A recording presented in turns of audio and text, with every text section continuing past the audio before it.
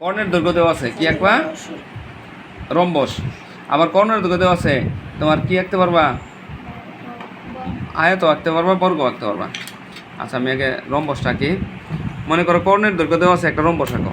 আচ্ছা আমরা জানি রম্বসের কর্ণ দুটো কী করে বলো তো? শুরু করো। শুরু করছো?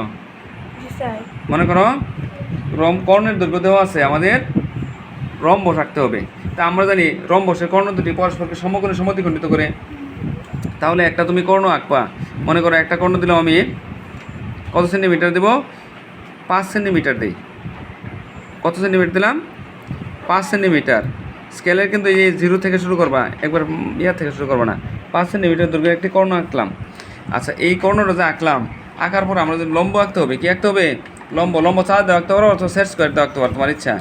তো চাঁদ আঁকি আমি, চাঁদ মধ্যবিন্দু আগে চিহ্নিত করবা, কারণ আমরা জানি কর্ণগুলোকে সমদ্বিখণ্ডিত করে না পরস্পরকে। তাহলে 5 সেন্টিমিটার অর্ধেক কত হবে? 2.5 সেন্টিমিটার। 5 সেন্টিমিটার অর্ধেক কত হবে? 2.5 সেন্টিমিটার। তাহলে আমি 2.5 একটা ফোঁটা দিলাম। 5 আর 3-এর মাঝখানে দেখো একটা লম্বা একটা দাগ আছে, এটাকে বলে কি 2.5 সেন্টিমিটার। এখানে চাঁদার সাহায্যে আঁকতে পারো অথবা সেট স্কোয়ারের সাহায্যে আঁকতে পারো, তোমার ইচ্ছা। তো চাঁদার সাহায্যে নিলে যেহেতু তোমাদের সুবিধা হয়, চাঁদার সাহায্যে কী করবো, আমি একটা বিন্দু 90 ডিগ্রি একটা ফোঁটা দিলাম, এই বিন্দুটা সমান করে আসে, এবং চাঁদাটা সাবধানে সরাই নিয়ে স্কেলের সাহায্যে একটা কী করবো, তোমার একটা লম্বা টান দিতেছি এই বিন্দুটা ক্রস করে এরপর পর। এখন তোমার কত সেন্টিমিটার নিতেছি আমরা? 4 সেন্টিমিটার। কত সেন্টিমিটার রাখতেছি? এটা একটা তোমার 5 সেন্টিমিটার নিচ্ছি। তাহলে এটা যদি 5 সেন্টিমিটার হয়, তাহলে দেখো আমার কত দিতেছি, আগেটা দিলাম 5 সেন্টিমিটার, 5-এর অর্ধেক কত? আড়াই না? আড়াই মানে কি 2.5। তাহলে এই দিকটা 2.5 দিবা। 2.5 বিন্দুটা বসাইলে এখানে একটা ফুটা দেবা, বিন্দু চিহ্নিত করবা, এখানে একটা বিন্দু চিহ্নিত করবা। চিহ্নিত করে দেখো তো আমার অটোমেটিকলি কী হয়ে যাচ্ছে, একটা রম্বস হয়েছে। দেখো, দেখছো? তোমাদের আসতে পারে দুটি কর্ণের দৈর্ঘ্য দেওয়া আছে, রম্বসটি অঙ্কন করো। এখন এই বিন্দুগুলা কী করবা? যোগ করে দিবা। বিন্দুগুলা কী করবা? যোগ করে দিবা। বুঝতে পারছো? এটা একটা রম্বস। এখন তুমি যদি মনে করো না স্যার আমি রম্বসটা এইভাবে আঁকবো না, কোনাকুনি আঁকবো, কর্ণটা আমি কেমন ঘুরি ঘুরি মনে হইতেছে, এটা কিন্তু একটা রম্বস। এটা তুমি এইভাবে আঁকতে পারো। কীভাবে আঁকবা দেখো, তখন তোমার এই টানটাই কিন্তু বাঁকা দিতে হবে, বাঁকা দিতে হবে। তাই আমি 6 সেন্টিমিটার একটু দেখাই দিই। মনে করো তুমি 6 সেন্টিমিটার দৈর্ঘ্যের একটা রেখা আঁকলা, এটা কর্ণ। এটা কি কর্ণ? 6 সেন্টিমিটার দৈর্ঘ্যের একটা কর্ণ। এই কর্ণের মধ্যে চাঁদা দিয়ে স্কেলটা ধরবা। 6-এর অর্ধেক কত আছে?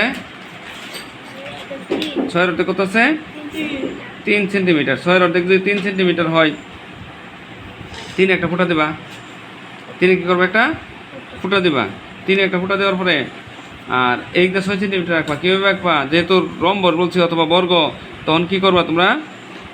90 ডিগ্রি অবশ্যই এগিয়ে দিতে হবে, লম্ব রাখতে হবে, কারণ লম্ব ছাড়া কি সমকোণে সমদ্বিখণ্ডিত করে বলছিলাম। আচ্ছা এই ফুটটা দিলাম এখানে। এটা সব সাবধানে কী করবা তুমি? এই টানটা দিয়ে নিবা, এই বিন্দু দুটা যোগ করে আসলে নিচের দিকে বর্ধিত করবে। এটাকে বলা হয় কি? বর্ধিত করা। তো আমি এদিক দিয়ে কত সেন্টিমিটার নিয়েছিলাম? তোমার 3 সেন্টিমিটার। তাহলে এখানে 3 সেন্টিমিটার জায়গায় ধরো, এখানে 3 হয় না, একটা বিন্দু দিবা সুন্দর করে সাবধানে যাতে না নড়ে। পরে এখানে হবে 6 সেন্টিমিটার, কারণ 3 আর 3 6, এই 6 সেন্টিমিটার। তো এখন যোগ করে দাও বিন্দুগুলা, আয়ত হয়ে যাবে। তুমি একটু বাঁকা করে দিলে আয়ত হয়ে গেছে, দেখছো? আবার কি রম্বসও করা যাবে। যদি এখন তোমাকে বলা হয় কর্ণ দুটি দেওয়া আছে, তোমরা আয়ত আঁকো, তাহলে বর্গ আঁকো, তাহলে বর্গ আঁকতে পারবে না। আর যদি কর্ণ দুটি দেওয়া থাকে তাহলে কী করবা? রম্বস আঁকলে ওই রম্বস আঁকবা, এভাবে কী আঁকবা? বর্গ। তাহলে বর্গের বাহু কিন্তু আমরা জানি না, বর্গের বাহুর দৈর্ঘ্য জানি?